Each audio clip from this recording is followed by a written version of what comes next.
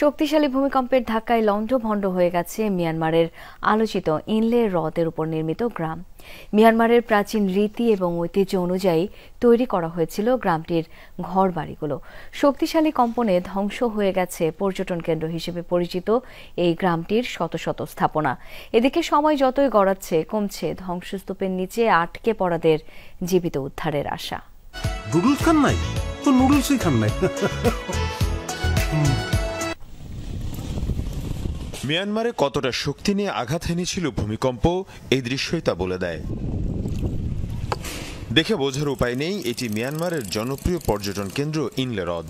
শান প্রদেশের এই হ্রদটি মনোরম পরিবেশ আর নয়নাভিরাম দৃশ্যের কারণে আলোচিত। হ্রদের উপরই গড়ে ওঠে মিয়ানমারের প্রাচীন রীতিতে গ্রাম। সেটিকে ঘিরেই তৈরি হয়েছিল পর্যটন কেন্দ্র।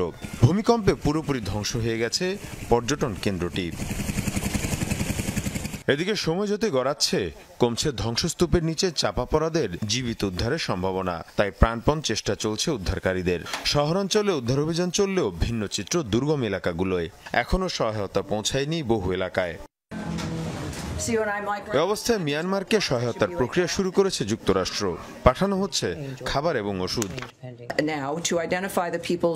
আমরা মিয়ানমার সরকারের পক্ষ থেকে সহায়তার বিষয়ে আনুষ্ঠানিক আবেদন পেয়েছি। এরপরই সহায়তা পাঠানোর প্রক্রিয়া শুরু হয়েছে। মূলত স্থানীয় বাসিন্দাদের খাদ্য, ওষুধ এবং জরুরি ত্রাণ পাঠানো হচ্ছে। এমন পরিস্থিতিতে মিয়ানমারের জন্য জরুরি ভিত্তিতে $80 লাখ তহবিল সহায়তা চেয়েছে জাতিসংঘ। মীর মুশফিকা হাসান, যমুনা নিউজ।